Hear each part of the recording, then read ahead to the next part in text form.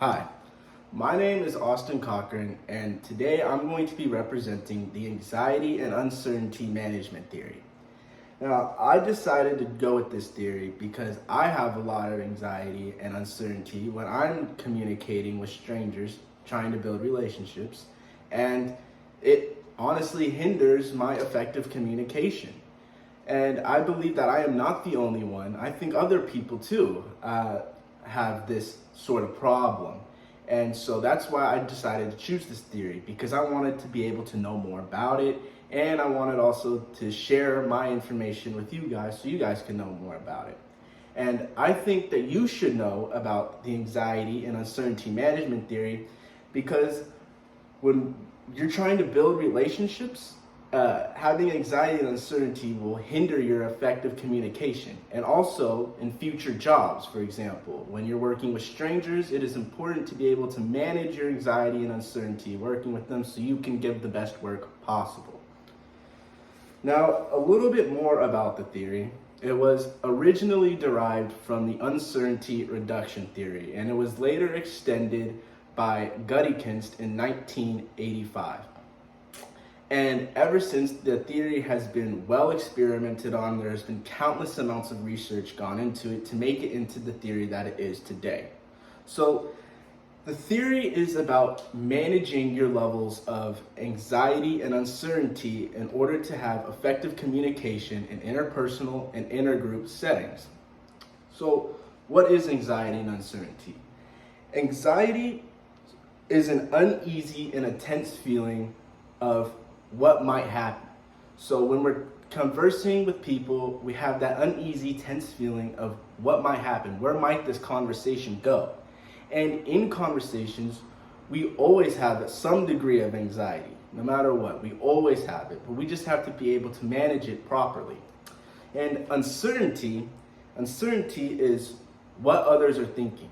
We think we don't know what other people are thinking. We are unable to predict other people's behaviors or not be able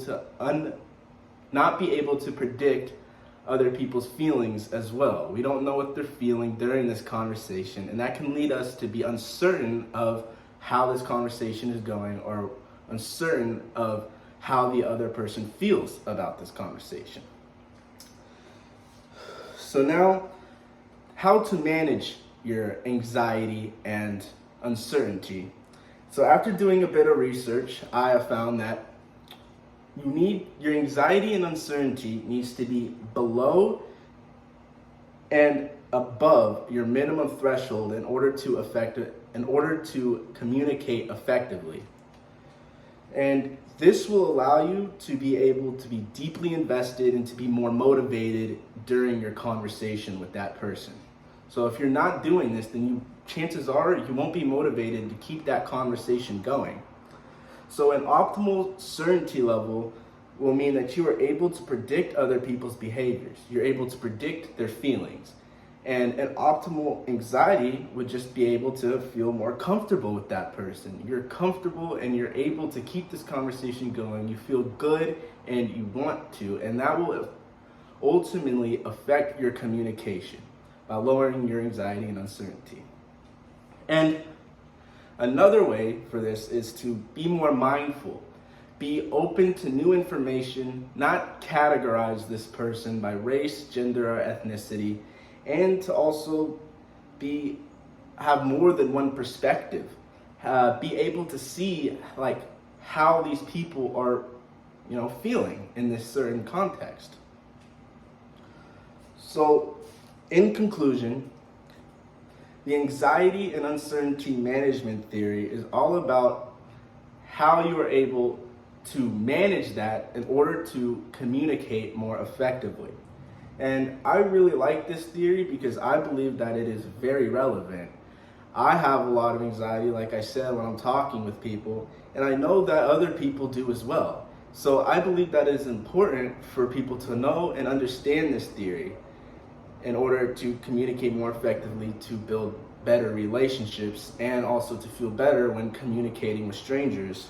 So if you are ever faced with anxiety and uncertainty, always remember to keep it below your max and above your minimum threshold. And always remember to be more mindful and more open during your conversations with strangers. Thank you.